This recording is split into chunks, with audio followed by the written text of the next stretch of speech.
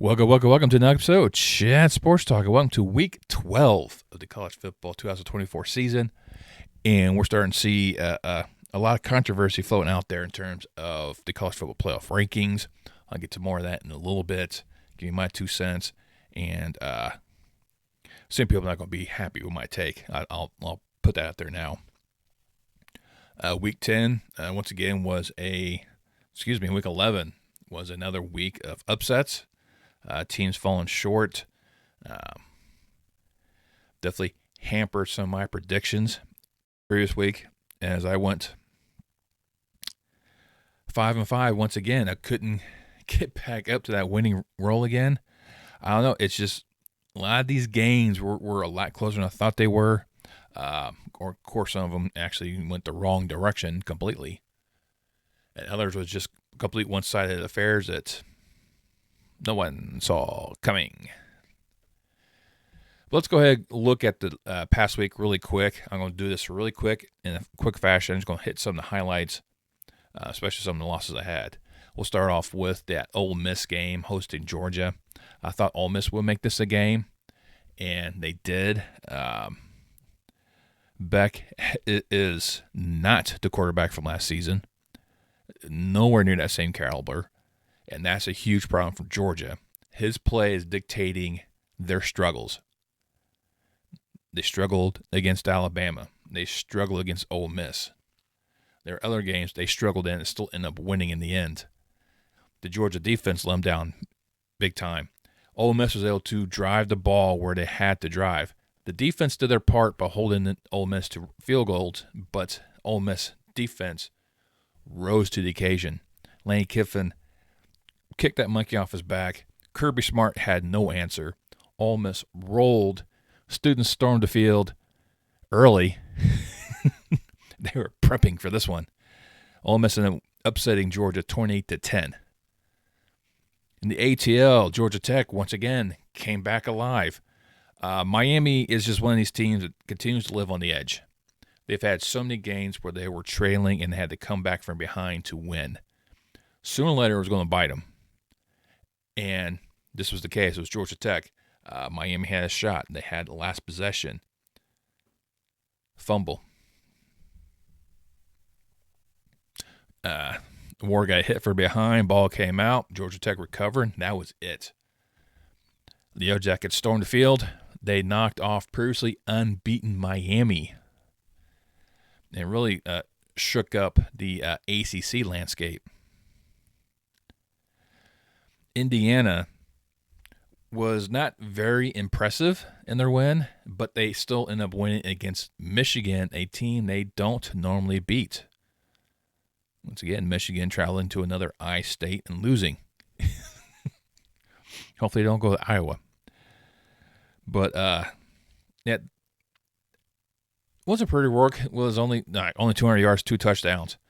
It was more of a defensive showdown or a lack of offense by Michigan because Michigan was only able to garner field goals, which bodes well for Indiana. And it was just a bend don't break. And Indiana hit their first 10-win season ever. So it kind of shows a lot of things. In Baton Rouge, I had the Tigers knock off Alabama. I figured this was LSU's chance to really prove that they belong in here. And they showed that defense rocked Nussmeier. Didn't allow him to get much. Jalen Milroe was able to just dominate, especially on the ground with 185 yards, 4 touchdowns, as Bama embarrassed the Bayou Bengals 42-14 in Baton Rouge. The guy put themselves in the conversation SEC title reign.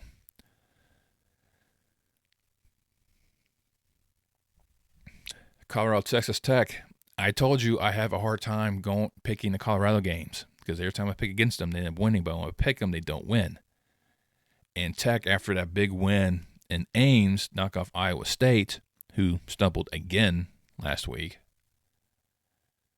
Figure they could take that momentum against the Buffaloes and stop that roll, but Sanders had different answers. I mean, almost 300 yards passing with 3 touchdowns. It was, and then Shiloh scores on the fumble recovery and does the Dion dance in the end zone. So it's looking like Colorado is going to be a force to reckon with in the Big 12.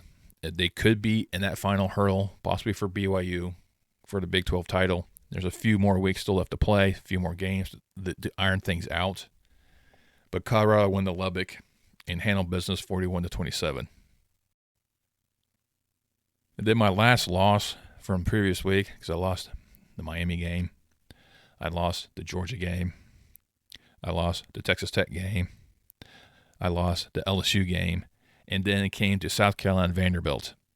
I picked Vandy. Vandy has been this rock in the shoe for a lot of programs. I mean, knocked off Alabama, took Texas to task. South Carolina is like the other rock in the other shoe. They've done it to teams as well.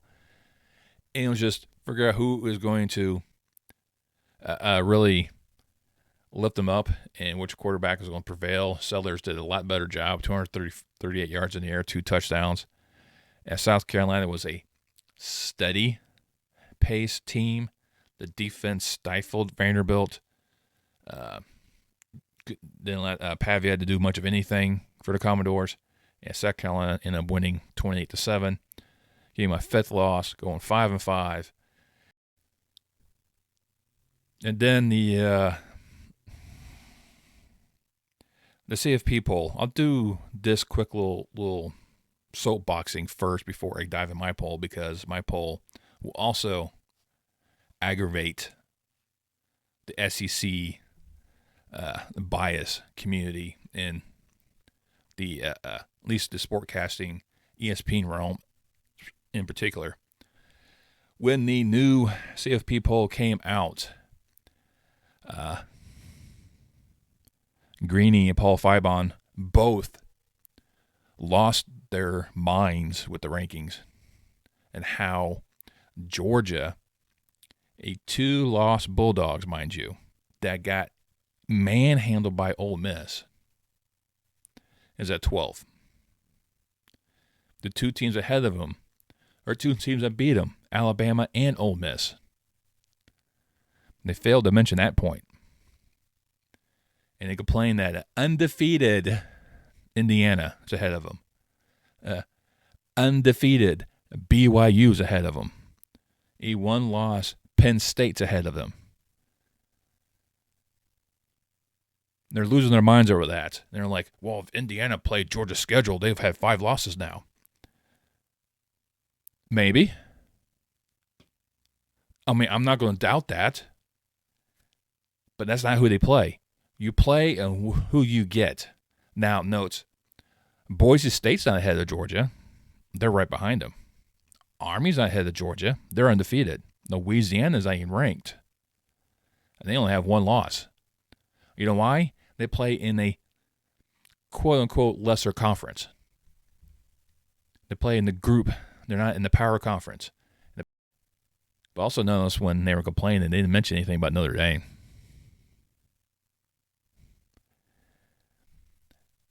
You can only do so much by schedule. And a lot of times schedules are already predetermined anyway, so some of your non-conference games you kind of schedule ahead of time, a few years out, kind of sign a little deal. But it all depends who shows up.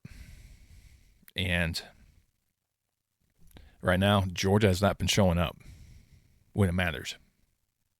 And that's what the committee is looking at. And when they come to these games against Alabama and Ole Miss, yeah, they're on the road, but they look horrible in those situations. That is what the committee is looking at. It's how they played in their losses, and they looked like hot garbage. Now, Georgia may just win out and could stake their claim to the playoff. They have their opportunity. It's early. Stop whining about it. This should be the wake-up call for Kirby Smart and the rest of the Georgia Bulldogs. If we don't rectify the situation we're doing right now with the offense, we're going bowling. We're not going to the playoffs. This is not what we want. We want a chance to earn and get another national championship. But they have to get their offense correct. Beck has to get his mind back into being an elite quarterback. And that's going to be difficult to do. So for Greeny and Fibon, suck it up, Buttercup. This is only the second one. And let's prepare for mine, because I'm going to aggravate you more with my top 25 point index. At number 25, I had this Louisville 6-3. Mizzou comes in at 24. Both of them return to the top 25. Boise State drops to number 23. Wazoo drops to 22. Army maintains 21, still being undefeated. Iowa State losing again. That's 2 losses in a row, dropped to 20. Pitt drops to 19 after losing again. Arizona State now creeps up to 18. Arizona State's not in the top 25. K-State drops 1 to 17. A&M also drops 1 to 16. Ole Miss jumps 5 from 20 to 15 with their win against Georgia. Colorado make a huge jump from 23 to 14 after knocking off Texas Tech. Clemson continues to climb with their win against Virginia Tech, going up to number 13. Here, this is where I have Georgia as well at number 12, dropping 6 positions from number 6. Tennessee only up 2 to number 11. The game against Georgia is really going to determine which ones moves back in, part of the top 10. Alabama jumps up 4 to number 10 with their huge win in Baton Rouge. At number 9, this is where Miami fell from number 3 to number 9 after losing to Georgia Tech. SMU only dropped 1 to number 8. Texas maintains number 7. The Irish moves up to number 6 from number 9 after demolishing Florida State. Their strength of victory right now doesn't look very good. But they got that game against Army coming up that should really help them out. In my top 5, I got Penn State at 5. Yeah, they haven't looked that impressive. I get the whole aspect if you look at how they play, but they win, except for Ohio State, which tends to be the thing.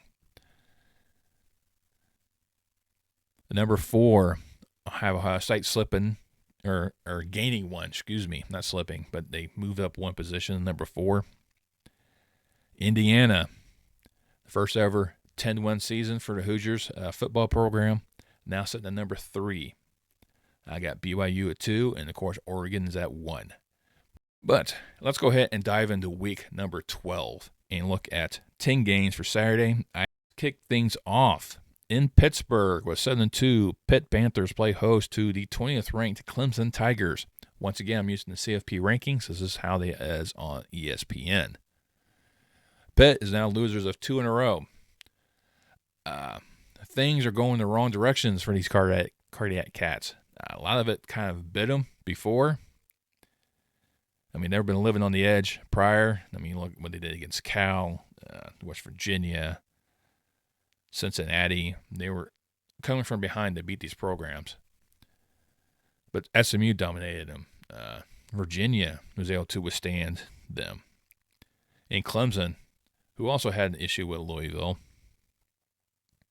but have been dominating other programs, they dominated Virginia where Pitt could not.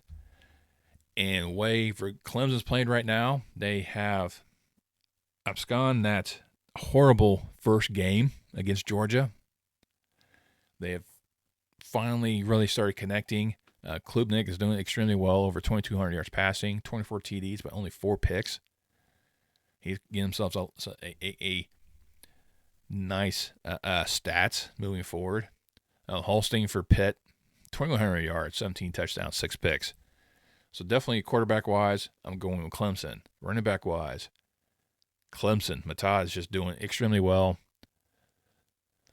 20 yards shy of 1,000 with 8 touchdowns. While Reed only has 670 yards for Pitt. The defenses look a lot better for Pittsburgh right now. I mean, it had that outlier for a couple weeks against Virginia and Louisville when they went 1-1. But their defense has been holding strong.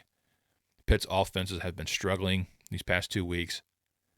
And I do think that scenario will continue. I think Pitt has hit the wrong time frame to go on this go on this losing streak. I think they'll hit 3 because right now analytics have it 69% Clemson. Giddy. Spread is 9.5 for Clemson. I might push back a little bit on the spread because it really depends on which version of Pitt shows up. I think Pitt will try to make a comeback towards the end. They may get a few points, but still wind up 9 points shy. But I am taking Clemson to win and continue their pressure to make sure they get themselves to the ACC championship game. And this will pretty much eliminate Pitt from any consideration for the AC title. Then we head over to the American, where 7-2 Navy will play host to the 25th ranked Tulane Green Wave. Now, both these programs having extremely good seasons right now. Tulane's undefeated in conference play. Navy only has that 1 loss. They're both trying to keep pace with Army, who's currently leading the American. Navy needs this win to keep pace with them because there's a couple teams back there with 2 losses that needs the top 2 teams of Tulane and Army to lose. And the way Navy's been playing, they had a great comeback win against South Florida, but had those back-to-back losses. I mean, they were trounced by the Notre Dame. Of course, turning the ball over 6 times doesn't help you. Right now, Tulane hasn't really had too many teams to worry about. I mean, North Texas gave them a nice fight. They were able to outpace them 45-37. Had a great win against Memphis as well early in the year. But this is for domination in there. And Horvath right now, of course, being Stars Academy, dual threat. He has 24 total touchdowns. Can Tulane able to stop this triple option, stop this running attack that Navy runs to try to balance and try to, keep pace and move forward? Navy's going to hit another quality team. I think that's going to be kind of their downside because it looks like most of their games against lesser opponent squads, they do extremely well. But once they take on some quality teams like Notre Dame, they kind of stumbled, and I think Tulane is going to give them that issue. Right now, the analytics have it 74% for Tulane. Spread is 6.5 in favor of the Green Wave. I myself do not see much of an issue. Senior day in Annapolis, the midshipmen's going to have a lot of pride there. They're going to fall short, and I think Tulane will end up winning this game, solidifying a 2-team race for that American Conference championship game. Now we head back into SEC country. We head to Columbia, South Carolina, as the 21st ranked Gamecocks play host to 23rd ranked Mizzou Tigers. These are 2 clubs that are really trying to keep pace with everyone else. It's a huge bottleneck right now because you have 3 schools right now, 1 loss in conference play in SEC. That's Tennessee, A&M, and Texas. 2 lost teams, Georgia, Ole Miss, Alabama, Mizzou, and LSU. South Carolina, I think, is out of the equation. They can play spoiler, and they love playing spoiler. Because you look at what has transpired, if you look at some of the games, they both played Alabama. Mizzou got shut out. South Carolina took them to the limit and was a fourth-quarter interception that ended a South Carolina upset bid. Against Oklahoma, Mizzou struggling against Oklahoma. South Carolina blew the doors off of them. So I think South Carolina itself is in a pretty better position. Sellers, only 1,400 yards with 19 TDs, 4 picks. Cook, on the other hand, over 1,500 yards, 7 TDs, 1 pick. Of course, he's kind of injured a bit. Running wise, Noel for the Tigers, 534 with 2 touchdowns. Sanders, almost 700 with 10 touchdowns, and that's the focal point of the South Carolina team as they ground you to the ground. They rush at you. Just and their defenses have been opportunistic and stifling. I mean, they stifled Vanderbilt. They stifled A&M. They tried to do it against Alabama and almost did it. Ole Miss, outlier. Ole Miss like, no. We beat you. But right now, analytics has it at 70% for South Carolina, and they give the Gamecocks a 14-point spread advantage. I'm going to push back on the spread because I think Mizzou is going to make this a lot closer than what South Carolina wants, but South Carolina's going to be here playing spoilers. They like that rule. They're going to ruin any chance Mizzou has for the SEC title game, even though they're kind of on the outside looking in. But they can try to crowd that muddy the waters a bit. South Carolina's all for it. Once again, push back against that point spread. I think it's going to probably be like a 10-point win, but I am going with South Carolina to win at home. Now time to head out to the Mountain West. We head over to San Jose as the Spartans, Section 3 play host at 13th ranked Boise State at 8-1. This one is more about Boise State maintaining their position and continue to move higher in the playoff standings. I don't see them getting any higher. I don't think they'll be a top 4 conference champion. I mean, that'd be kind of funny if they get one of those top 4 conference slots and get that first round bye and go play in the Fiesta Bowl. That would be funny. I don't think that's happening, but them continuing to win should do that. Recently, they've had some issues. They had that close win against Nevada, but Nevada always seems to play them tough anyways. UNLV was a great game that really put them back on the map once again. Try and play that old BCS Buster role they love so well. And San Jose State's kind of struggled here and there of when to show up, when not to show up. And right now they kind of go back and forth with wins and losses in conference standings. San Jose State has that 2 conference losses, so they're kind of the outside looking in, but they're still with top 4 clubs trying to get into the Mountain West Championship. And they kind of need other programs kind of fall short. But right now, analytics, 83% for Boise State. Point spread, 14.5, Boise State. Boise State also has Ashton Genty, probably a Heisman frontrunner right now. Or at least he should be in New York City for a Heisman presentation as he continues to have phenomenal marks, over 17 yards on the ground, 23 touchdowns. The Broncos live and die by his production. I think he'll have a very productive day. I'm not down it. Boise State. Now we over to the Sunfire Fields of Kansas and going to Kansas State, 16th ranked, playing host to Arizona State. Both programs 7-2 overall, 4-2 in conference play. This is a huge conference showdown between these two programs to see who can maintain position with Colorado and BYU. Now, it might be a moot point, but ASU and KSU are both are 2 teams in a 4-team pack of 2 lost programs, which include Iowa State and West Virginia. All trying to keep pace with Colorado, hoping Colorado stumbles somewhere along the way. I think good luck with that. See BYU stumbles along the way. Maybe once. I don't think twice.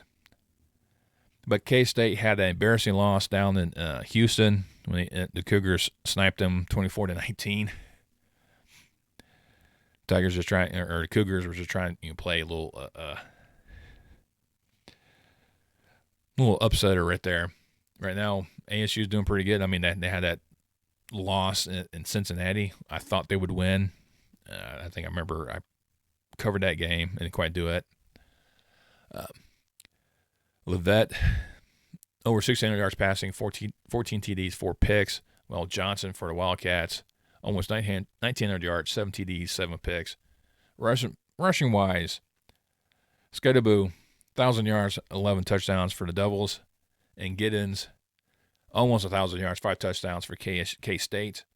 So it's going to come down to which offense is going to make the less mistakes. ASU had a scare in Orlando, but scare versus UCF at home. Excuse me, not Orlando. Like I said, K-State had that stumble at U of H. But right now, analytics have it at 75%. Or 74.5%. Let's kind of break down a little further. In favor of Kansas State. The spread, 8.5 for K-State. I'm going to push back on the spread. I think Arizona State will come in there to establish himself. I mean, you look what they've done the past two weeks in scoring-wise. 35 and 42 against Central Florida and Oklahoma State, while K-State's only able to get 19 and 29 in the past 2 weeks. So offensively, I think Arizona State's in a better position. Defensive-wise, I think it's more K-State, and being at home, they got to try to shake off that trip they did down in Houston, and they're going to come out there swinging. However, I do think it's going to be a lot closer, so I would take Arizona State for the points, but I will take K-State for the W. In a huge showdown in Athens, Georgia, as the Bulldogs come home to host 8-1 Tennessee in a huge SEC battle. This is Georgia's elimination game. Plain and simple. Because I think they lose a third time, they're going to be out of that race, because if you look at that bottleneck in the SEC for those 2 lost programs, that's Georgia, Ole Miss, Alabama, Mizzou, and LSU. Now, if Mizzou loses, as I've predicted, that leaves down to 4, and then Georgia loses, that leaves 3. To keep in pace with the 1-loss programs. And Georgia needs to bounce back from the embarrassment against Ole Miss. And that's what they have to look at. Tennessee has done pretty well. I mean, they had that. They stumbled in Arkansas that cost them a loss. They stumbled against Florida where they edged them out in overtime. They prevailed against Alabama. And I think that's one thing. We look at the Vols is that they got momentum on the side. They're winners of 4 in a row. Yes, they stumbled a couple of games, and they were able to win one of them. They beat Alabama. Georgia didn't. But, of course, Tennessee did it at home. Georgia lost on the road. But Georgia is going to have a chip on their shoulder. And if Beck can clear his mind and not make these silly mistakes when he throws the ball, Georgia should come back on top. If Entone can get back to rushing the football and be dominant. So right now, the offense is pushed towards Tennessee. I'm Olivia. I'm sure I butchered your name. I apologize. Over 1,800 yards passing, 11 TDs. But Sampson's the focal point. 1,100-yard rusher with 20 touchdowns. If Georgia can stifle that rushing attack the Vols have and force Tennessee to beat them in the air, I think that's where Georgia needs to prevail. But they need to watch out because, Ole Miss was able to take advantage of that. And that's what they have to prepare for. Everything is pointing towards Georgia. 62% analytics, 8.5-point spread. But everything's telling me to go Tennessee. because I think there's a lot of other issues with Georgia, and I think it's going to be a lot closer than what they're going to want. I would take Tennessee for the points,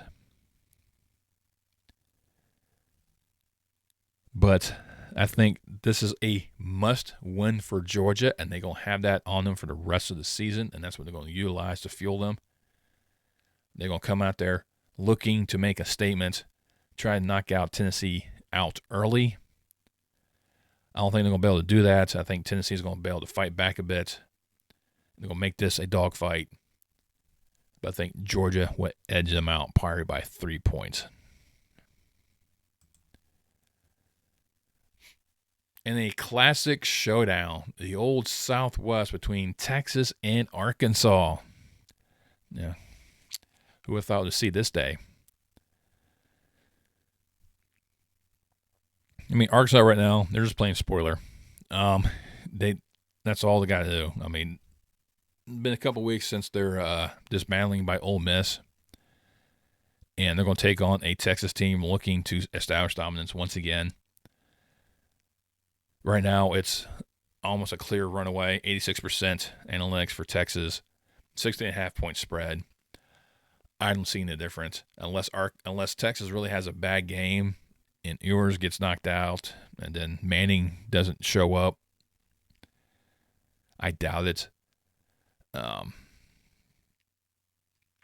Maybe Arkansas gives them a little fight like they did against A&M. So I think I picked them to beat A&M and they didn't. But I think it might be a little bit closer, or it might be as close as that. So I don't think they're going to have that bad loss like they did against Ole Miss.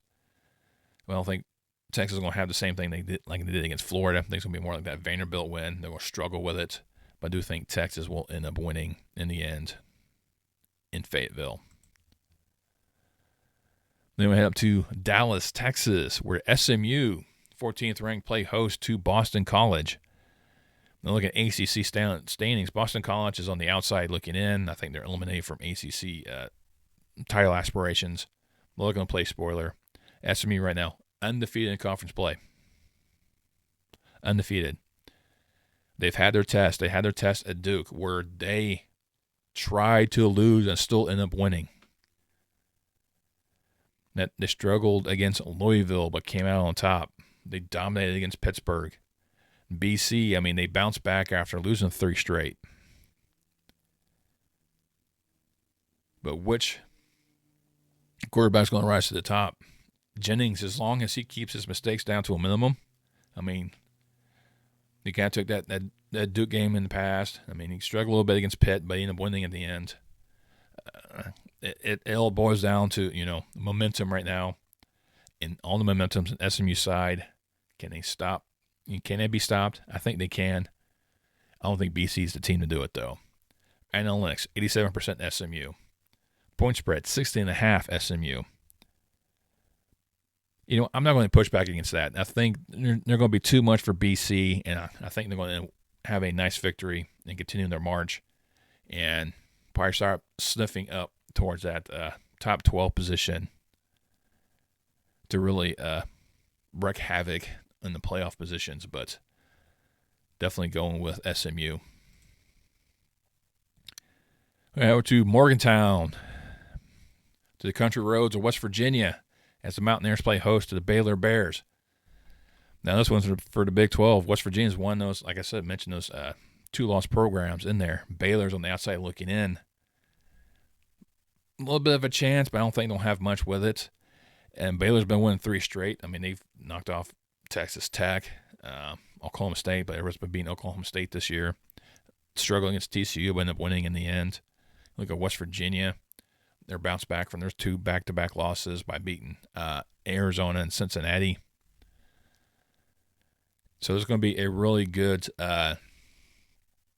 test between these two to find out, which one's going to move up, which one's going to become bowl eligible at this point, since they both have 5 wins.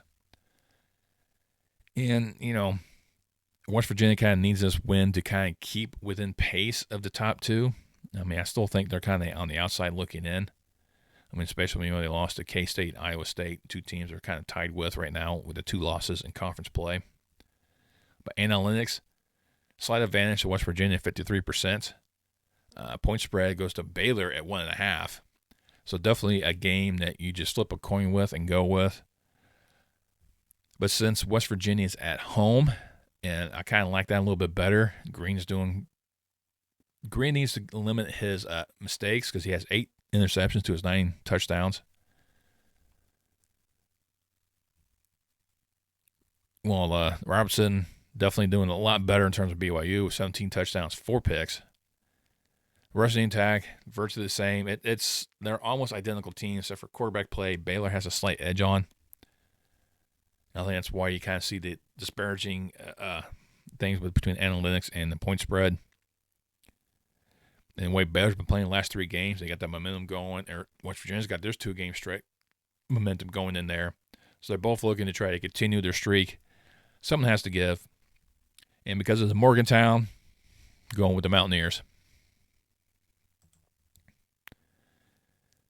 In the last game, the docket, we head over to Ames, Iowa. Iowa State play host to Cincinnati. Once again, another covered all the 2-loss Big 12 programs.